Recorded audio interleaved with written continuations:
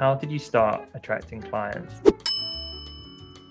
And the caveat I'm going to say is, please put yourself in the shoes of our community members. So the answer cannot include going Social viral media. on TikTok.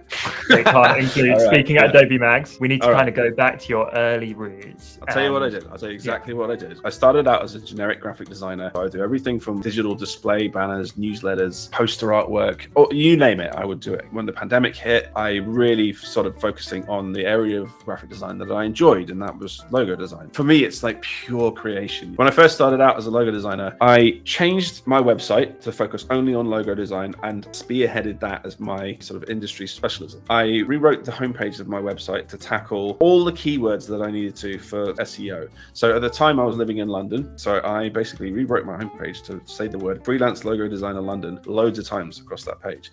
And in the space of about a month, my website shot up to #1 in the rankings for freelance logo designer London. I also wrote articles about the industry. So I was like trying to create content for my site that would keep it fresh for Google. So it was really an SEO game at the start, showing that I was an expert in my industry. Did more on the sort of case study side of things, backlinked those from places like Medium. Also got my sort of show reel together. So it was about, rather than going out and trying to find clients, it was basically making it easy for clients to find me. What strikes me as interesting is a lot of the things you're talking about, the majority of creatives don't do. Even though they might seem simple and obvious, most people don't do them. And so when you do them, you can't help but kind of break through the noise and stand out. If you had 1,000 designers, I see this all the time, at least 900 of them are going to have really varied work with no consistent thread or style, and it's not clear what kind of client they're trying to attract. That's 90% of people.